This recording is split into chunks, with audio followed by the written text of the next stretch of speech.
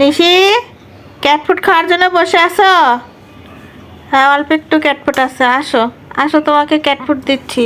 জেজেমা, অল্প একটু cat food, ওইটুকু খেয়ে কি আমার পেট ভরে?